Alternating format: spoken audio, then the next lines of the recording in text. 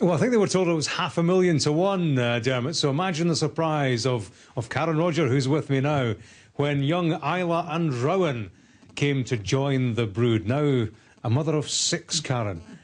Take me back to the beginning. You already had 2 sets of twins, 2 sets of boys, and then this happened. Yeah, I just couldn't believe it. Colin and I decided when I turned 40, I felt I didn't feel finished. I wanted another one. And the two of us said, right, well, let's give it a go. So I enjoyed my 40th year, and then when I was 41, we decided, let's try. So 1 month later, I was pregnant. Couldn't believe it. Absolutely couldn't believe it. And I went for my scan at 6 weeks because I had a bit of bleeding, and my husband was away at the time, and I went for the scan, so I was there myself. And the girl said, there's 2 sacs in there, Karen. You're expecting twins again. I just couldn't believe it. It took me about 10 minutes before I could pluck up the courage to text my husband. So I texted Colin, and I said, it's 2. And he texted me back saying, that's not funny, Karen. And then he texted me back saying, you are joking. No, it's the truth. So he phoned me a minute later, and I said, no, we are expecting 2 again. So he was delighted, but we were both in absolute shock. Absolute shock.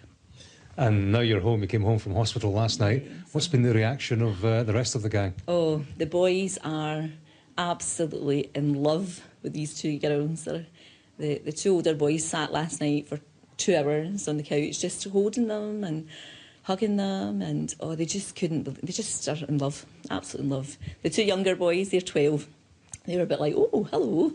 Gave them a wee cuddle, put them back in their cots, and then they ran up to play football, the usual.